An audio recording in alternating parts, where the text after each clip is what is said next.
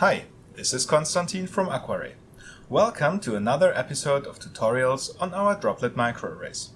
Today I will present you our new product, the DMA-Plate. When you use DMA slides with nanoliter dispensers or automated microscopes, slide adapters are necessary. I demonstrated this in one of our past videos using an iDot Mini. However, there are drawbacks when using DMA slides with slide adapters. First of all, the position of the slides and the spots is not fixed. A lab technician is therefore responsible to precisely align the slide inside the adapter.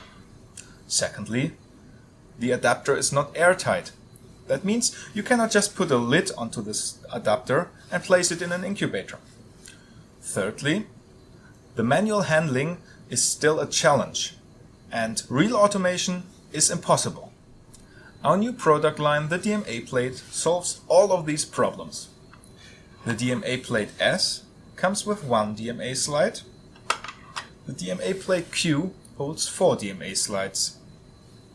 A DMA slide is adhered to a plastic frame that complies to the SBS standard. This fixed setup prevents evaporation.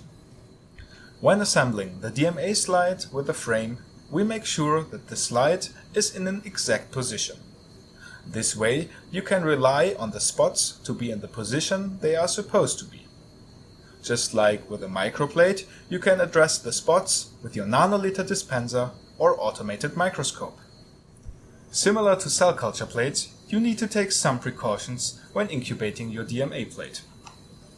The DMA plate comes with a lid that is suitable for lab automation. For the incubation, both the lid and the plate need to be equipped with humidifying pads. Prepared like this, the plate is ready for incubation up to 72 hours. Today we learned all about the DMA plate. Just like with our DMA slides, many different spot sizes and patterns are available for the DMA plate. In one of the upcoming videos, I will teach you how to do washing on the DMA plate. So stay tuned if you want to learn more about washing, sandwiching, and our new high-throughput screening approach.